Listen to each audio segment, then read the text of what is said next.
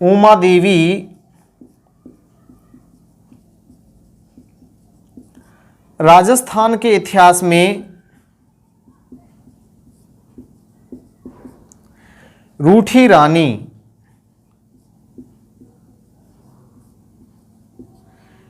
रानी के नाम से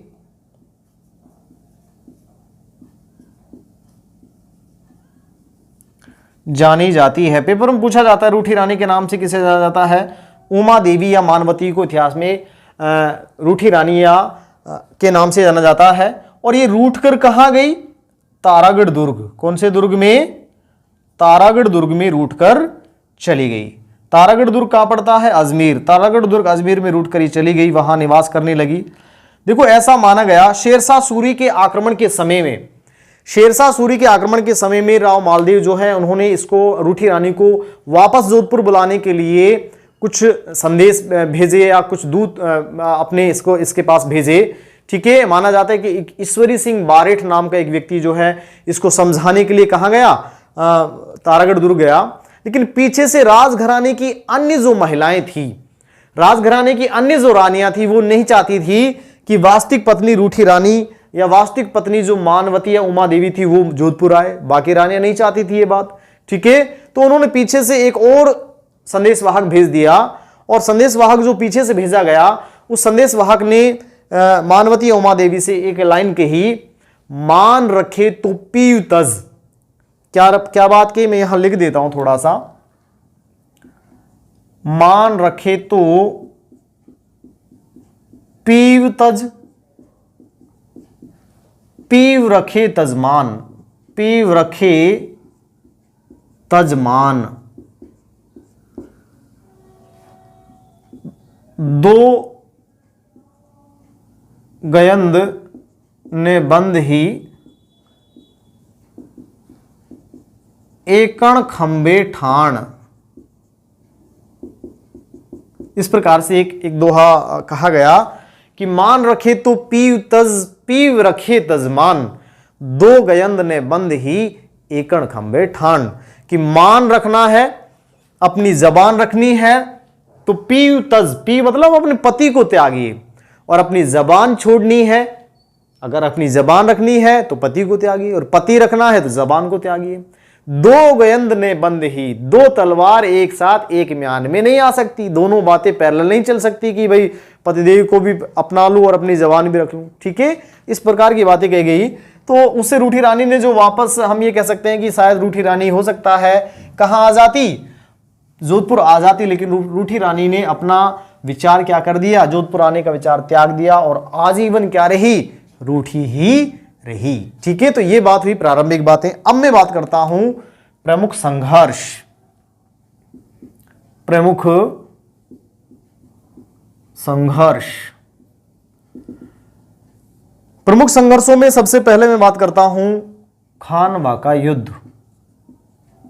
खानवा के युद्ध कब हुआ? 1527 ईस्वी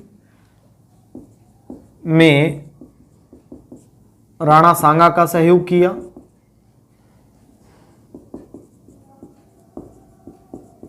पहली बात। ठीक है, सेकंड में बात करता हूं, एक युद्ध हुआ या एक अभियान करते हैं हम, भद्राजूण अभियान। भद्राजूण अभियान, कौन सा अभियान? भद्राजूण अभियान। कब हुआ? 1532 ईस्वी। भद्राजूण कहां पड़ता है? जालोर। ठीक है, देखो इस अभियान में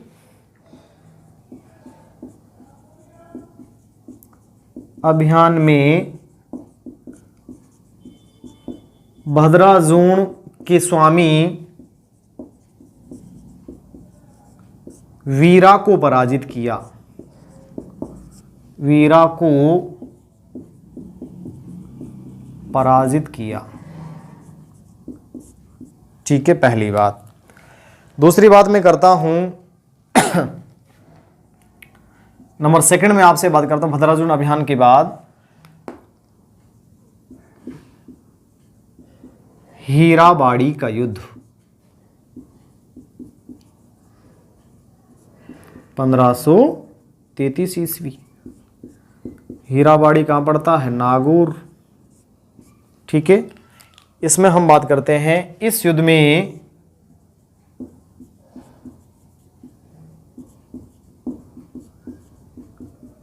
नागौर के शासक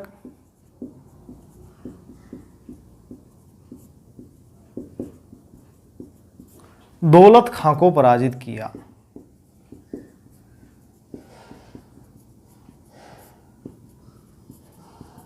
ठीक है, ये कौन सा हुआ? हीराबाड़ी का युद्ध। नेक्स्ट में बात करता हूं मेड़ता अभियान।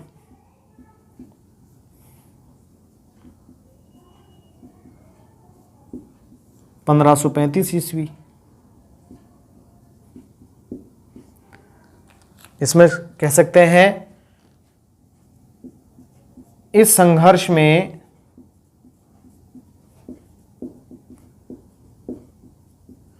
मेड़ता के शासक वीरमदेव को पराजित किया। पराजित कर मेड़ता को अपने साम्राज्य में शामिल किया। अपने साम्राज्य में शामिल किया।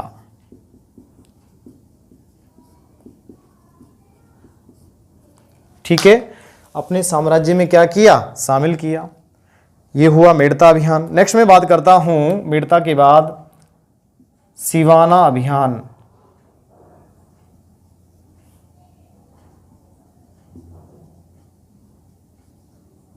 1538 ईस्वी। देखो सिवाना अभियान 1538 ईस्वी। इसमें हम कह सकते हैं इस अभियान में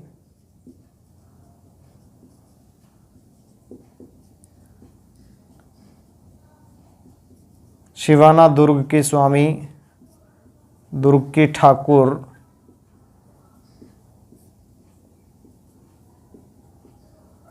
डूंगर जी को पराजित किया।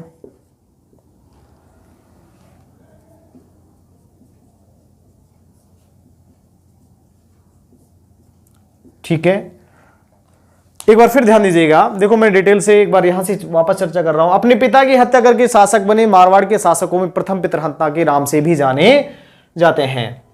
राजअभिषेक सोजत पाली में हुआ और राव मालदेव जो है इनका विवाह जैसलमेर के शासक राव लूणकर्ण की पुत्री उमा देवी अमानवती से हुआ। उमा देवी अमानवती जो है मालदेव की कामुक प्रवृत्ति के कारण उनसे आजीवन रूठी रही, इसलिए उन्हें इतिहास में रूठी रानी के नाम से भी जाना जाता है। ठीक है, प्रमुख संघर्षों में सबसे पहले बात करते हैं खानवा के युद्ध में राणा सांगा जो है उनका सहयोग करने के लिए समकालीन मारवाड़ के शासक राव गंगाजी राठौड़ ने अपने पुत्र किसको? राव मालदेव को इस युद्ध में भेजा। भद्राजुण अभियान 1532 ईस्वी जालोर। ठीक है, इस अभियान में भद्राजुण के स्वामी वीरा को पराजित कर दिया गया। हीराबाड़ी का युद्ध 1533 ईस्वी नागौर, नागौर के शासक दौलत खां को पराजित किया गया। मेड़ता अभियान 1535 ईस्वी। इस अभियान में इन्होंने मेड़ता के शासक वीरमदेव को पराजित करके मेड़ता को अपने साम्राज्य में शामिल कर लिया। सिवाना अभियान 1538 ईस्वी। इस अभियान में इन्होंने सिवाना दुर्ग के ठाकुर डूंगर जी जो है उनको पराजित करके सिवाना पर भी क्या कर लिया? अधिकार कर लिया। देखो अगला अभियान जो है सिवाना के बाद फिर एक युद्ध होता है, वो युद्ध कहलाता है पहुबा या साहेबा का युद्ध। कौन सा युद्ध? नेक्स्ट में आपसे बात कर रहा हूं। अगला जो अभियान है बहुत ही महत्वपूर्ण है, पहुबा या साहेबा का युद्ध। नेक्स्ट में बात करता हूं पहुबा या साहेबा का युद्ध 1541 ईस्वी बीकानेर।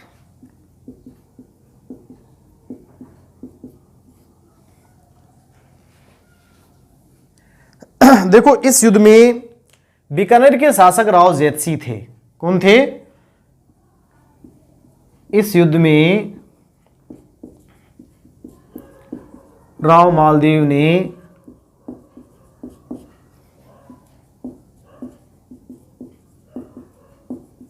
बीकानेर के शासक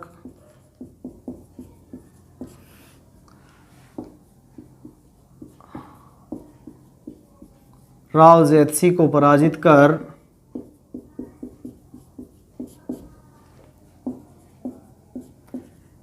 बीकानेर पर अधिकार किया, बीकानेर पर अधिकार किया। अब देखिए यहां समस्या क्या है। समस्या यह है, देखो बीकानेर के शासक राव बीका के वंशज हैं और राव बीका राव जोधा का पुत्र है, मतलब मारवाड़ से ही रिलेटेड है भाई, उसी वंश से रिलेटेड है, मारवाड़ के राठौड़ वंश से ही। मेड़ता के शासक राव दूधा, राव जोधा के पुत्र राव दूधा, और राव दूधा के वंशज कौन है? वीरमदेव हैं। अब इसने भाई अपने परिवार के जितने भी लोग थे, आसपास जो भी शासन कर रहे थे, सभी लोगों को पराजित करके उनका साम्राज्य छीन लिया। क्यों नहीं छीना जाए? जब पिता की हत्या करके शासन छीन लिया तो भाई परिवार के लोग क्या मायने रखते हैं? ठीक है, तो इन्होंने क्या किया, अपने चारों ओर, जैसे यहां मारवाड़ है, यहां जोधपुर है, अब देखो मैं इंडिकेशन बता रहा हूं आपको, यहां है बीकानेर, ठीक है, यहां है मेड़ता, यहां है नागौर, यहां है भद्राजून, यहां है सिवाना, ठीक है, और यहां कौन है? यहां है मेवाड़। तो इधर तो आ ही नहीं सकता, ठीक है, क्योंकि मेवाड़ के शासक शक्तिशाली शासक हैं यहां। दूसरी ओर दिल्ली के शासक, मैंने कहा दिल्ली के शासक कौन है? दिल्ली के शासक शेर शाह सूरी हैं, शेर शाह सूरी, अफगान शासक शेर शाह सूरी। देखिए यहां दो लोगों की मैं आपसे बात कर रहा हूं, मेड़ता के वीरमदेव और बीकानेर के राव जैतसी के पुत्र राव कल्याणमल, राव कल्याणमल, कल्याणमल, ये बड़े नाराज हुए कि यार ये मतलब हमारा वंश का है, हमारे परिवार का है, और हमारे पूर्वजों ने शासन करते आ रहे हैं बीकानेर पर, इधर मेड़ता पर, इसने हमारा साम्राज्य क्या कर लिया? छीन लिया। ये बात बिल्कुल भी ठीक नहीं है, ठीक है। देखो इन इतनी सारी घटनाओं में इन्होंने अपने अपने लोगों को पराजित किया है, ठीक है, अपने इर्द गिर्द के लोगों को दुश्मन बनाया है, ठीक है। यहां राव कल्याणमल और बीकानेर के शासक वीरमदेव दोनों नाराज हुए, और नाराज होकर के कल्याणमल और वीरमदेव जो हैं किसकी शरण में? यहां मेड़ता के कौन है? वीरमदेव हैं, वीरमदेव, और यहां बीकानेर के राव जैतसी के पुत्र कौन है? राव जैतसी की हत्या हुई इस युद्ध में, पहोबया साहिबा के युद्ध में 1541 ईस्वी में, और राव जैतसी के पुत्र राव कल्याणमल जो है दोनों, इधर से वीरमदेव, दोनों के दोनों कहां पहुंचे? दिल्ली पहुंचे। किसके पास? शेर शाह सूरी के पास। शेर शाह सूरी से कहा कि देखिए आपका बहुत बड़ा और विस्तृत साम्राज्य है, लेकिन इस साम्राज्य में क्या और शामिल हो जाए? मारवाड़ और शामिल हो जाए। दिल्ली का बहुत बड़ा और विस्तृत साम्राज्य है, इस साम्राज्य में क्यों ना भाई मारवाड़ के साम्राज्य को भी शामिल कर लिया जाए। तो शेरशाह सूरी ने कहा कि देखिए इतना बड़ा विस्तृत साम्राज्य है, मुझे बाकी साम्राज्य या इतनी दूर जाकर के उस मारवाड़ को छीनना या वो मेरे लिए बहुत ज्यादा मायने नहीं रखता। और फिर वैसे भी क्या यहाँ रेत ही रेत है, बहुत ज्यादा कुछ है भी नहीं, मुझे बहुत ज्यादा यहाँ से प्राप्ति भी नहीं होने वाली है, इसलिए मैं इस अभियान में कोई इंटरेस्ट नहीं रखता। लेकिन फिर कुछ दिन पश्चात राव कल्याणमल और मेड़ता के वीरमदेव ने फिर कहा किससे? शेरशाह सूरी से, कि बहुत अच्छी बात है, आपका विस्तृत और बड़ा साम्राज्य है और हम ये भी मानते हैं कि यहां से आपको कुछ नहीं मिलने वाला, लेकिन गुजरात अभियान पर आप जाओगे तो यहां बड़ी समस्याएं पैदा होंगी आपके लिए, ठीक है, क्योंकि यहां गुजरात अभियान के लिए जो रास्ता था वो मारवाड़ से ही था, ठीक है। दूसरी बात, वो शासक इतना स्वाभिमानी है, वो आपकी बातों की कोई परवाह नहीं करता है। तो इस प्रकार से कहने का मतलब माहौल तैयार किया गया किसके सामने? शेरशाह सूरी के सामने फाइनली। और फिर उन्होंने ये भी कहा कि आप टेंशन क्यों लेते हैं, युद्ध तो सारा हम लड़ेंगे, आप तो एक बार क्या कर दीजिएगा? यस कर दीजिएगा, ठीक है। तो इस प्रकार से शेरशाह सूरी को राव कल्याणमल और मेड़ता के वीरमदेव ने क्या कर लिया? मानसिक रूप से मारवाड़ पर आक्रमण करने के लिए तैयार किया। और जब ये तैयारी की गई तो इस तैयारी में हम बात करें, इस तैयारी की पूरी जो बागडोर है वो किसे सौंपी गई? यहां हम कह सकते हैं बीकानेर के राव कल्याणमल और मेड़ता के वीरमदेव को सौंपी गई। देखो हुआ क्या इस युद्ध में। तो नेक्स्ट हम बात कर रहे हैं अगला संघर्ष और अगला युद्ध वो युद्ध है सुमेलगिरी या जेतारण का युद्ध। कौन सा युद्ध? नेक्स्ट मैं आपसे बात कर रहा हूं सुमेलगिरी या जेतारण का युद्ध।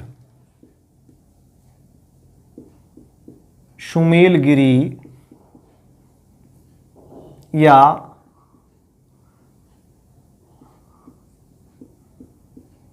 जेतारण का युद्ध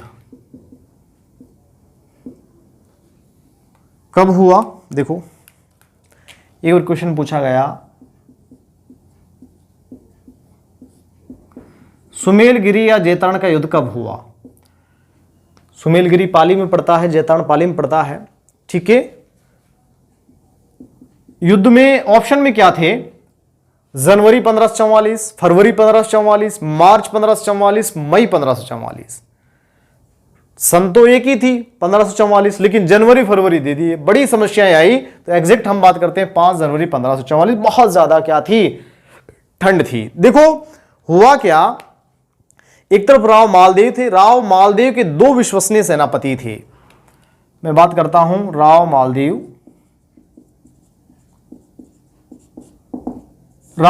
की तरफ से मैं सेनापतियों की बात करता हूं। सेनापति एक का नाम था जेता और दूसरे का नाम था कुंपा। ठीक है, इधर मैं बात करता हूं शेरशाह सूरी,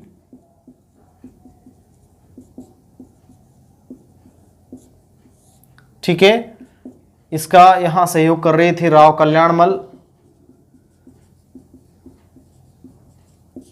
कहां से संबंध रखते हैं? बीकानेर से संबंध रखते हैं। और दूसरे कौन हैं? राव वीरमदेव। कहां से संबंध रखते हैं? मेड़ता से संबंध रखते हैं। सेनापति कौन है? सेनापति खवाश खां, एक और है ईसा खां। ये सेनापति हैं। हुआ क्या, राव कल्याणमल और वीरमदेव ने जेता और कुंपा के लिए 10-10 हजार रुपए भेजे। कितने? 10-10 हजार रुपए की राशि भेजी। किसके लिए? जेता और कुंपा के लिए। क्यों भेजी? एक से कहलवा दिया कि भाई आप हमें क्या खरीद के रखना? कंबल खरीद के रखना। बाड़मेर के कंबल बड़े फेमस हैं, इसलिए आप हमें 10 हजार रुपए का क्या खरीद के रखना? कंबल खरीद के रखना। ये बात किसने? राव कल्याणमल और वीरमदेव ने। देखो किसके लिए भेजी? शेरशाह सूरी राव मालदेव के सेनापति जेता और कुंपा के लिए भेजी। कितनी राशि? 10-10 हजार रुपए की राशि। और कहा कि भाई मुझे कंबल खरीद के रखना। दूसरे ने कहा कि भाई मुझे तलवार खरीद के रखना। सिरोही जो है, सिरोही की तलवारें बड़ी फेमस थी, तो आप मुझे तलवार खरीद के रखना। और एक पत्र जो है वो लिख दिया गया, किसके लिए? मालदेव के लिए, कि अति शीघ्र आपके ऊपर शेरशाह सूरी का आक्रमण होने वाला है और उस आक्रमण के में आपके साथ आपके सेनापति जेता और कुंपा विश्वासघात करने वाले हैं। अगर विश्वास नहीं है तो आप चेक कर लीजिएगा उनका निवास स्थान। उन्होंने पूरे 10-10 हजार की क्या ली है? रिश्वत ली है। ठीक है, जब ये चिट्ठी मालदेव के हाथ लगी तो मालदेव ने तत्काल प्रभाव से जेता और कुंपा के निवास स्थानों को चेक करवाया और वहां 10-10 हजार रुपए की राशि उन्हें उसे प्राप्त हुई। निश्चित रूप से जो पत्र लिखा गया उस बात में बिल्कुल हम कह सकते हैं कि ये चीजें क्लियर हुई। राव मालदेव ने जेता और कुंपा से कहा कि तुम लोग इस आक्रमण में मेरे साथ विश्वासघात करने वाले हो, इसलिए मैं शेरशाह सूरी का सामना नहीं कर सकता। करता जरूर, लेकिन अब नहीं कर सकता, क्योंकि आप लोग इस युद्ध में मेरे साथ विश्वासघात करने वाले हैं। इधर जेता और कुंपा ने खूब समझाया कि इसने पिटोगड़े ने कंबल और तलवार के लिए हमारे लिए पैसे भेजे थे, हमें क्या पता कि इस प्रकार से हमारे साथ क्या करेगा? विश्वासघात करेगा। तो उस परिस्थिति में बहुत समझाने के बावजूद भी नहीं समझे। कौन? राव मालदेव। उसने कहा कि नहीं, अब मैं आप पर कैसे विश्वास कर सकता हूं। तो समझाने के बावजूद भी नहीं माने। फाइनली जेता और कुंपा ने कहा कि हम दोनों के ऊपर लगे इस कलंक को अब हम कैसे हटाएं, इसके लिए क्या किया जाए। तो इन दोनों ने राव मालदेव से कहा कि आप हमें कुछ सैनिक दे दीजिएगा, सेना दे दीजिएगा, हम संघर्ष करेंगे। किससे? शेरशाह सूरी से। मरना हमें मंजूर है, लेकिन हम इस प्रकार का जो हमारे ऊपर जो ब्लेम लगा है, जो कलंक लगा है, इस कलंक को हम मिटाकर ही रहेंगे। ठीक है, राव मालदेव से बहुत ज्यादा रिक्वेस्ट की गई, बड़ी मुश्किल से सब मानते हैं कि 2-4-5 हजार सैनिक जो हैं किसको, ज़ेतार कोपा को राव मालदेव द्वारा बहुत ज्यादा जिद करने पर दे दिए गए। ठीक है, राव मालदेव युद्ध क्षेत्र को छोड़कर, मैं कह सकता हूं राव मालदेव युद्ध से पूर्व ही सिवाना दुर्ग की ओर चला गया।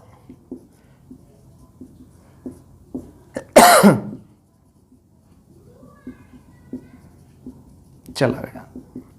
ठीक है, और सारी कमान यहां ज़ेतार कोपा ने इस युद्ध में संभाली।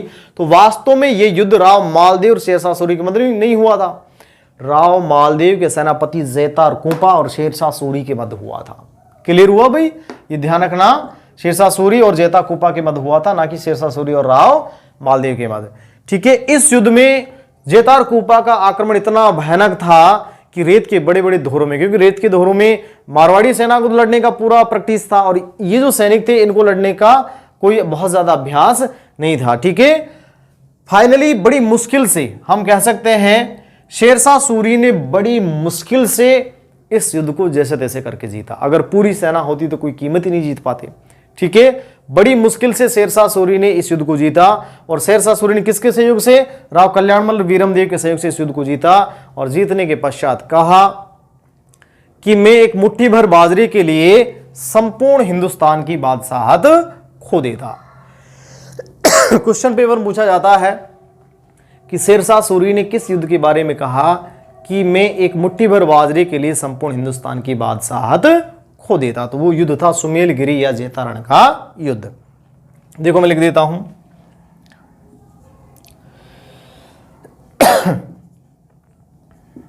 शेरशाह सूरी ने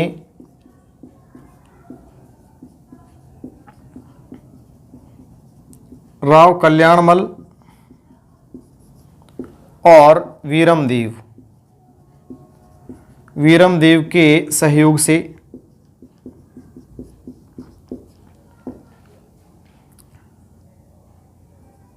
इस युद्ध में राव मालदेव के सेनापति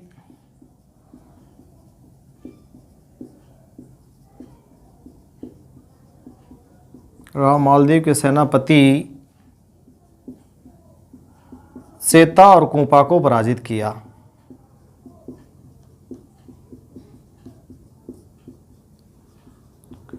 ठीक है, युद्ध जीतने के पश्चात शेरशाह सूरी ने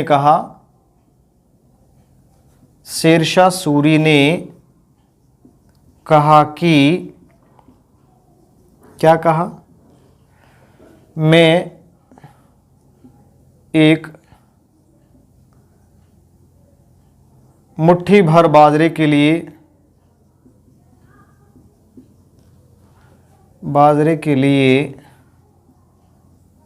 संपूर्ण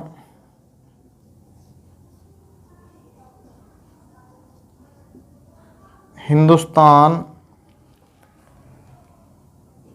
की बादशाहत खो देता।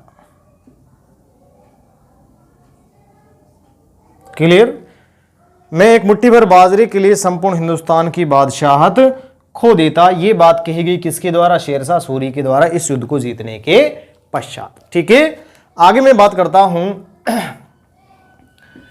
शेरशाह सूरी ने युद्ध के पश्चात जोधपुर दुर्ग पर अधिकार कर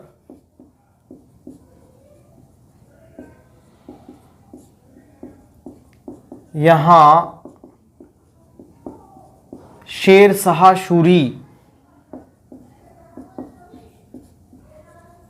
की मस्जिद का निर्माण कराया। मस्जिद का निर्माण करवाया। ठीक है, जोधपुर का प्रशासन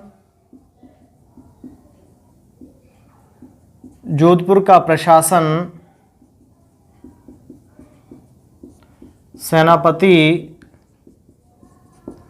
खवास खां और ईसा खां को सौंपा। खवास खां और ईसा खां को सौंपा।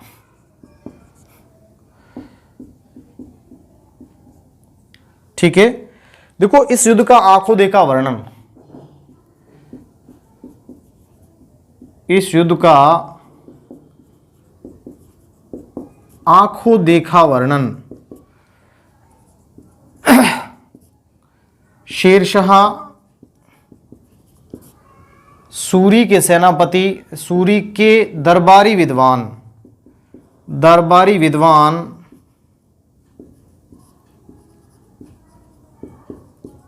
अब्बास खां शेरवानी ने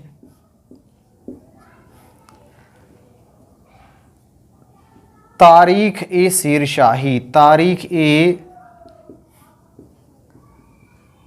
शेरशाही नामक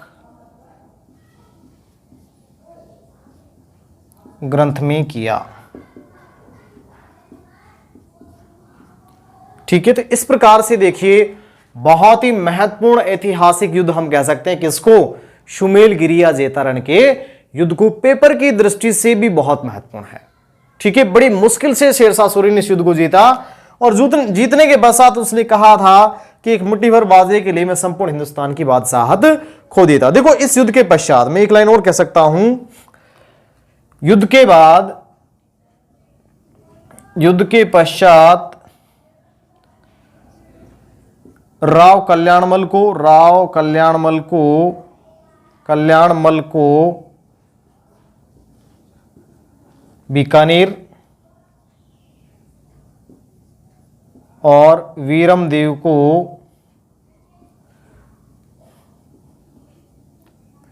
मेड़ता प्राप्त हुआ। यही तो चाहते थे कौन, राव कल्याणमल और वीरमदेव यही तो चाहते थे, क्योंकि उनका मेड़ता और बीकानेर छीन लिया था किसने, राव मालदेव ने। ठीक है, और वही जो गड़बड़ हुई कहीं न कहीं वो अंतर कले ही जो है कहीं न कहीं राव मालदेव के लिए भारी पड़ी। और आगे चलकर देखो राव मालदेव ने संघर्ष किया, संघर्ष करते हुए 1562 ईस्वी में राव मालदेव की क्या हो गई, मृत्यु हो गई। ठीक है, तो इस प्रकार से हम देखते हैं राव मालदेव। देखो राव मालदेव के बारे में और भी कई बातें हम देखते हैं। राव मालदेव द्वारा निर्मित प्रमुख दुर्ग, बहुत ही महत्वपूर्ण दुर्ग जो हैं वो राव मालदेव द्वारा बनवाए गए। मैं एक एक करके बात करता हूं, देखो आपसे। राव मालदेव द्वारा निर्मित प्रमुख दुर्ग, देखिए कौन कौन से दुर्ग हैं। सबसे पहले हम देखते हैं, यहां लिख देता हूं ये हटा देता हूं एक बार।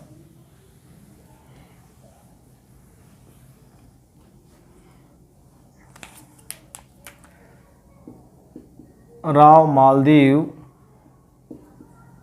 द्वारा निर्मित प्रमुख दुर्ग,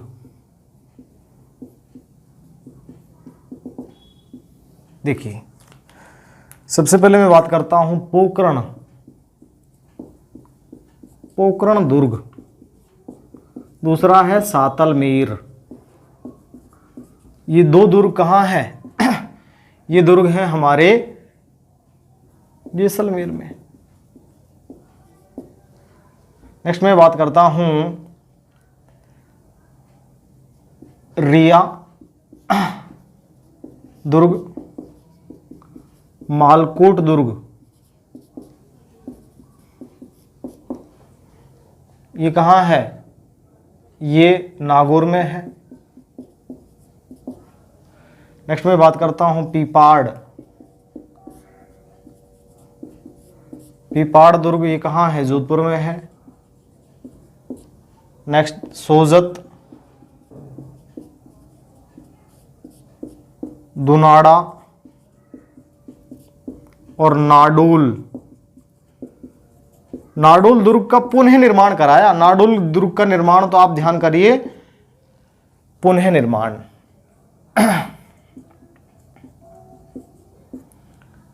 ये कहाँ पढ़ते हैं? पाली में पढ़ते हैं। देखो नाडुल दुर्ग मैंने आपको लक्ष्मण चौहान बताए थे, नाडुल में चौहान वंश के शासक लक्ष्मण चौहान द्वारा नाडुल दुर्ग का निर्माण कराकर नाडुल को अपनी राजधानी बनाया गया। चौहान वंश में मैंने आपको बताया था, ठीक है। इसके अलावा हम देखते हैं सिवाना दुर्ग।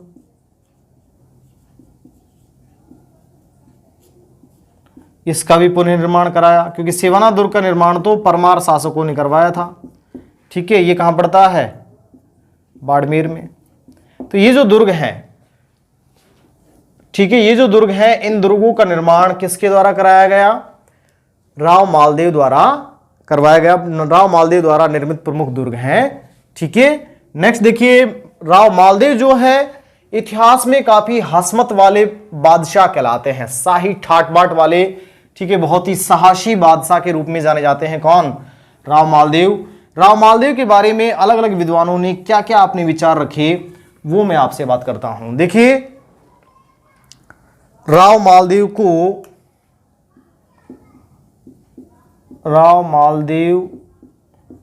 के उपनाम या को दी गई संज्ञाएं,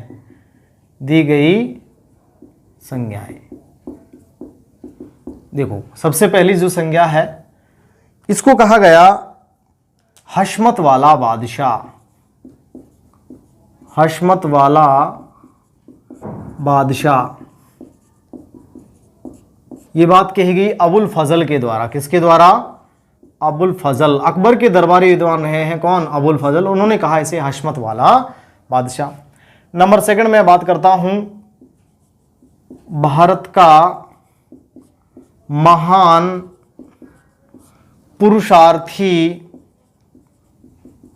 पुरुषार्थी राजकुमार। ये कहा गया किसके द्वारा? अब्दुल कादिर बदायूनी। अब्दुल कादिर बदायूनी इसने कहा। और एक और मैं बात करता हूं भारत का शक्तिशाली राजा, शक्तिशाली शासक, ये बात कही गई फरिश्ता। इतिहासकार फरिश्ता ने यह बात की, भारत का शक्तिशाली शासक। तो राव मालदेव द्वारा या राव मालदेव को दी गई संज्ञाएं हम देखते हैं। हशमत वाला बादशाह। अकबर के दरबारी विद्वान थे, अकबर के नवरत्नों में शामिल थे कौन? अबुल फजल। उसने कहा हशमत का मतलब है शाही ठाट बाट और स्वाभिमानी शासक, ठीक है। भारत का महान पुरुषार्थी राजकुमार अब्दुल कादिर बदायूनी था। अब्दुल कादिर बदायूनी ने कहा, ये भी अकबर के दरबारी विद्वान थे, ठीक है, जिन्होंने ग्रंथ लिखा था मुंतखब तारीख, ठीक है, जिसमें हल्दी घाटी के युद्ध का वर्णन किया था। भारत का शक्तिशाली शासक ये कहा था किसने? फरिश्ता ने अपने ग्रंथ तारीख ए फरिश्ता में, ठीक है। तो इस प्रकार से बहुत ही महत्वपूर्ण शासक हमारे क्या हो गए? समाप्त हो गए, राव मालदेव, ठीक है। हाँ, तो देखिए राव मालदेव की मृत्यु के पश्चात फिर क्या होता है? मैंने कहा कि 1562 ईस्वी में राव मालदेव की क्या हो गई? मृत्यु हो गई। और 1562 ईस्वी में राव मालदेव की मृत्यु के पश्चात उसके पुत्रों में उत्तराधिकार का झगड़ा प्रारंभ हुआ। देखो मैं थोड़ा सा आपको बता देता हूं क्या हुआ, इधर ध्यान दीजिएगा। नेक्स्ट यहां देखो मैं राव मालदेव की बात करता हूं। राव मालदेव जो हैं, अभी मैंने बात की शासनकाल था 1531 से 1562 ईस्वी। इनकी मृत्यु के पश्चात इनके दो पुत्र हुए। एक पुत्र का नाम था राव चंद्रसेन और दूसरे पुत्र का नाम था मोटा राजा उदय सिंह। मोटा राजा उदय सिंह। देखिए इनका शासनकाल में मैंने आपसे लिखा था 1562 से 1581 और 1583 से 1595, ठीक है। हम ये कहें कि राव मालदेव, इधर मैं मुगल बादशाह अकबर की बात करता हूं। मुगल बादशाह अकबर का शासनकाल 1556 से 1605, ठीक है। राव मालदेव की मृत्यु के पश्चात उसके पुत्र राव चंद्रसेन क्या बने? मारवाड़ के अगले शासक बने। और जैसे ही मारवाड़ के शासक राव चंद्रसेन बने, मोटा राजा उदय सिंह क्या हो गए? नाराज हो गए, ठीक है। नाराज होकर के क्या हुआ वो मैं आपसे डिटेल से करके बात करता हूं। तो अगले शासक कौन थे? राव चंद्रसेन। तो देखो राव चंद्रसेन के बारे में बात करते हैं। राव चंद्रसेन के उपनाम, शासनकाल 1562 से 1581, यहां मैं उपनाम देखता हूं, उपनाम। इसे कहा जाता है मारवाड़ का भूला बिसरा राजकुमार, भूला बिसरा राजकुमार पहला नाम। इसे कहा जाता है विस्मृत नायक, विस्मृत नायक। इसे कहा जाता है प्रताप का अग्रगामी, अग्रगामी क्यों कहा जाता है? देखो इनके पीछे, इन पूरे नामों के पीछे जो भी रीजंस निकल के आएंगे वो अपने आप आपको पता लग जाएगा। यहां देखो एक और शासक की मैं बात कर लेता हूं, राणा प्रताप, महाराणा प्रताप। इनका शासनकाल था 1572 से 1597। ठीक है, अब आप बताइए, राणा प्रताप जो है उसने मुगल बादशाह अकबर से बहुत संघर्ष किया है, लेकिन कब से शुरू हुआ संघर्ष? 1572 से। इधर राव चंद्रसेन ने भी मुगल बादशाह अकबर से बहुत महत्वपूर्ण संघर्ष किया है, लेकिन संघर्ष की शुरुआत कब हुई? 1562 से। और एक और मैं बात करता हूं, राजा भारमल, आमेर के राजा भारमल ने 1562 ईस्वी में अधीनता स्वीकार कर ली। ठीक है, जब मुगल बादशाह अकबर की अधीनता स्वीकार की गई, जिस समय, उस समय मुगल बादशाह अकबर से संघर्ष करने वाले शासक कौन थे? राव चंद्रसेन थे, ना कि महाराणा प्रताप। हालांकि राणा उदय सिंह भी संघर्ष कर रहे, लेकिन वो बात नहीं थी। तो मुगल बादशाह अकबर से जब राणा प्रताप संघर्ष, मैं राणा प्रताप के संघर्ष की बात करता हूं, तो उसकी शुरुआत 1572 में हुई, जबकि राव चंद्रसेन की शुरुआत 1562 में हुई। मतलब राणा प्रताप से पहले राव चंद्रसेन अकबर से क्या कर रहे थे? संघर्ष कर रहे थे। अब राणा प्रताप और राव चंद्रसेन की तुलना की जाए तो हम ये कह सकते हैं, राणा प्रताप को कह सकते थे, क्या कह सकते थे कि भाई राणा प्रताप की तुलना राव चंद्रसेन से करेंगे तो इसको बोल सकते थे मेवाड़ का चंद्रसेन, मेवाड़ का चंद्रसेन बोल सकते थे। लेकिन हुआ क्या? उल्टा हो गया, इसको बोल दिया क्या? मारवाड़ का प्रताप, मारवाड़ का प्रताप। उल्टी तुलना कर दी, राणा प्रताप से राव चंद्रसेन की तुलना कर दी, जबकि होना क्या था? राव चंद्रसेन से राणा प्रताप की तुलना करनी थी, क्योंकि पहले संघर्ष इसने शुरू किया था। ठीक है, तो ये नाम रखा गया। अब समस्या क्या आई? बाद में पता लगा, इतिहासकारों को पता लगा कि भाई बड़ी भूल हो गई इतिहास में। और भूल क्या हुई है? पहले राव चंद्रसेन आए थे, बाद में राणा प्रताप, तो राव चंद्रसेन से राणा प्रताप की तुलना करनी चाहिए थी, हमने उल्टा कर दिया, राणा प्रताप से राव चंद्रसेन की तुलना कर दी। ठीक है, इसलिए फिर देखो एक और शब्द है विस्मृत नायक, भूला, भूला हुआ शासक, भूला बिसरा राजकुमार। इसको भूल गए थे इतिहासकार, इतिहास में इसकी उपलब्धियों को भूल गए थे। बाद में इसकी उपलब्धियों के बारे में पता चला, बाद में ये उपनाम दिए गए, मारवाड़ का भूला बिसरा राजकुमार, विस्मृत नायक, प्रताप का अग्रगामी, और इसे ही बोलते हैं मारवाड़ का प्रताप। ठीक है, देखो 1562 ईस्वी में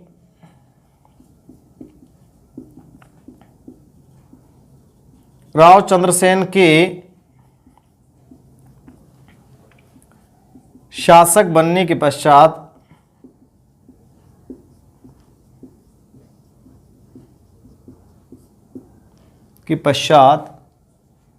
मारवाड़ में उत्तराधिकार का संघर्ष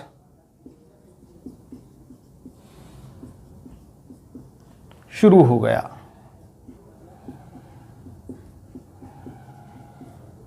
ठीक है, किस किस के मध्य शुरू हुआ? मोटा राजा उदय सिंह और राव चंद्रसेन के मध्य। यहां एक युद्ध हुआ, लोहावट का युद्ध। कौन सा युद्ध? लोहावट का युद्ध। कब हुआ? 1563 ईस्वी में। और लोहावट पड़ता है कहां? जोधपुर में। ठीक है, देखिए इस युद्ध में राव चंद्रसेन ने अपने भाई मोटा राजा उदय सिंह को पराजित किया। लिख सकता हूं, इस युद्ध में राव चंद्रसेन ने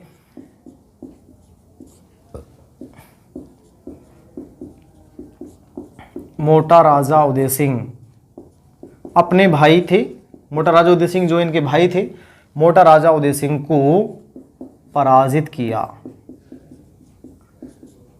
पराजित किया। ठीक है, जब मोटा राजा उदय सिंह पराजित हुए तो मोटा राजा उदय सिंह नाराज होकर के कहां चले गए? मुगल बादशाह अकबर की सेवा में चले गए। नेक्स्ट मैं बात करता हूं, मोटा राजा उदय सिंह नाराज होकर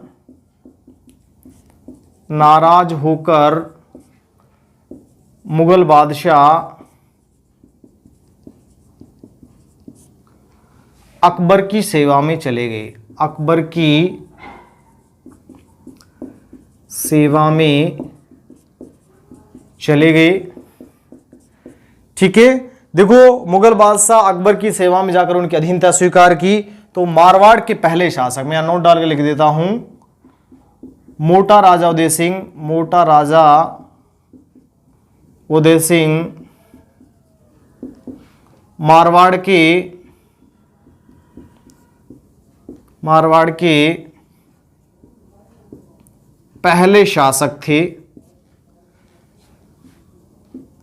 जिन्होंने मुगलों की अधीनता स्वीकार की, मुगलों की अधीनता स्वीकार की। हम ऐसे कह सकते हैं कि राजपुताना के पहले शासक तो राजा भारमल थे जिसने 1562 ईस्वी में मुगलों की अधीनता स्वीकार की, और मारवाड़ के पहले शासक अगर हम बात करते हैं तो मोटा राजा उदय सिंह थे जिसने मुगलों की अधीनता स्वीकार की। ठीक है, जब मुगलों की अधीनता स्वीकार की, मुगल बादशाह अकबर की सेवा में चला गया, तो फिर अकबर के द्वारा 1564 ईस्वी में 1564 ईस्वी में मुगल सेना ने सेनापति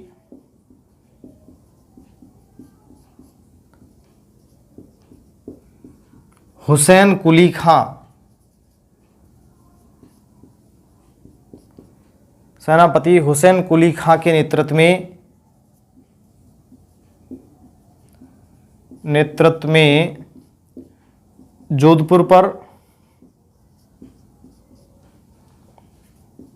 आक्रमण किया।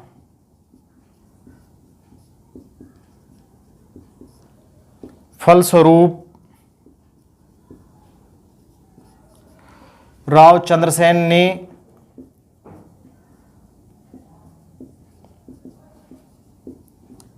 सारण की पहाड़ियां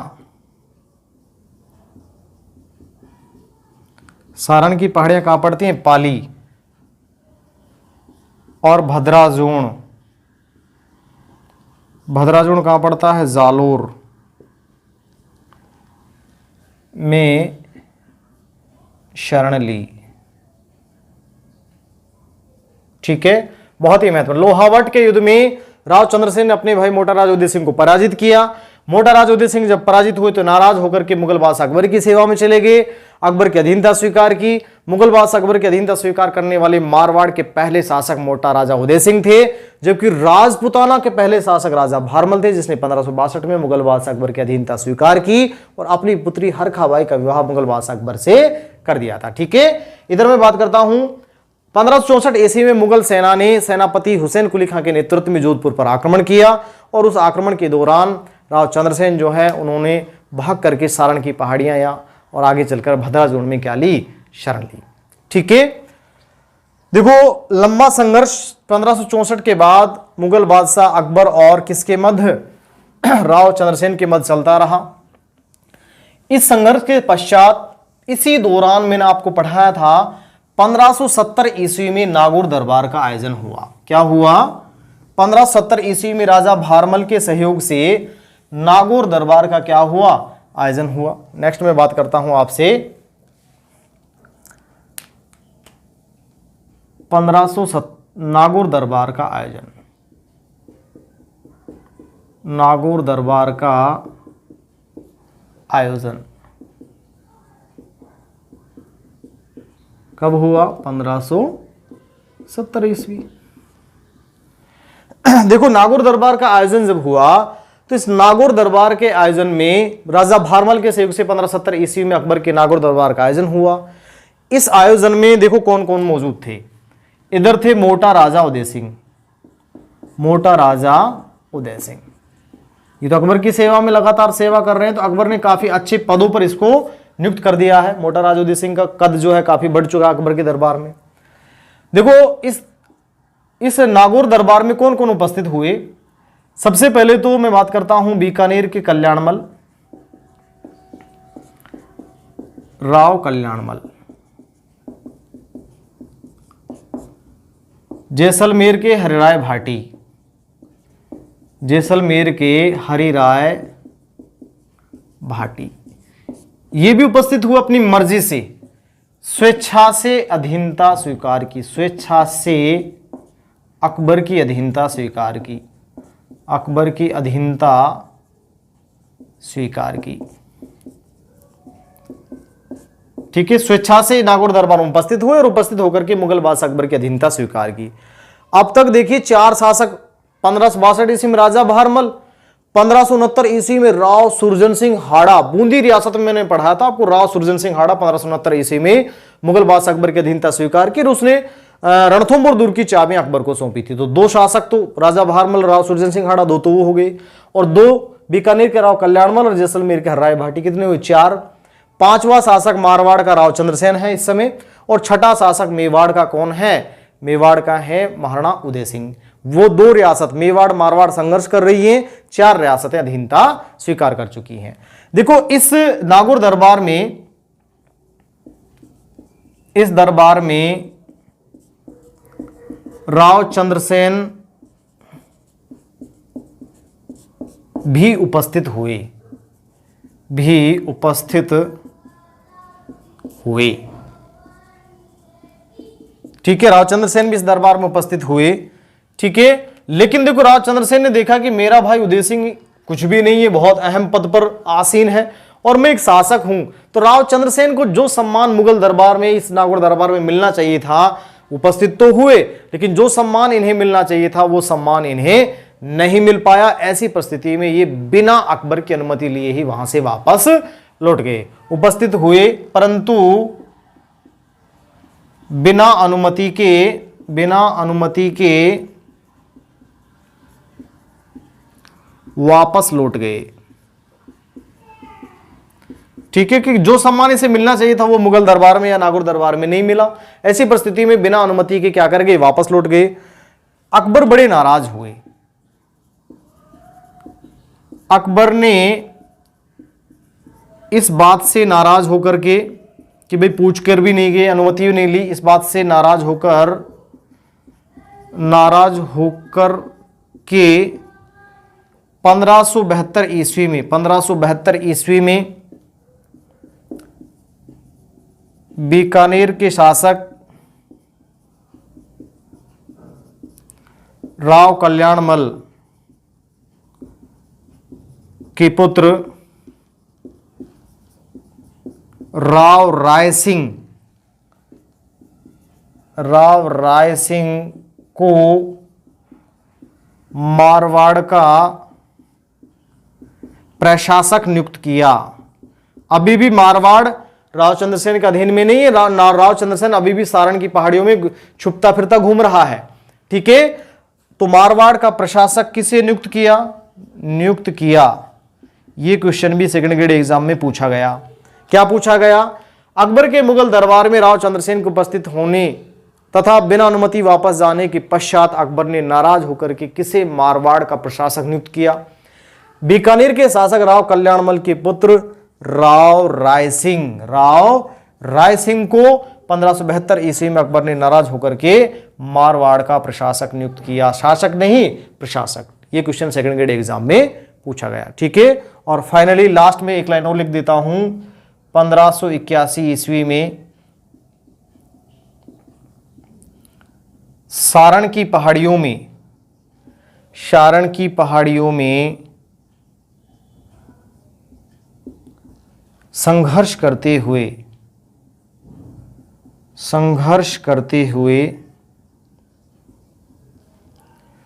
राव चंद्रसेन की मृत्यु हो गई। इतने स्वाभिमानी शासक थे। ठीक है, इस प्रकार से इसका उपनाम मारवाड़ का प्रताप, प्रताप का अग्रगामी, विस्मृत नायक और भूला बिसरा राजकुमार आदि संज्ञाएं इतिहासकारों द्वारा इन्हें प्रदान की। तो आज देखिए दो महत्वपूर्ण शासक मैंने पढ़ाए हैं आपको, राव मालदेव और राव चंद्रसेन। पेपर की दृष्टि से जोधपुर के राठौड़ वंश में बहुत ही महत्वपूर्ण शासक ये रहे हैं। ठीक है, तो आज की वीडियो क्लास में मैं आपसे इतना ही बात कर रहा हूं। नेक्स्ट में बात करता हूं राव चंद्रसेन से आगे का इतिहास। Thank you.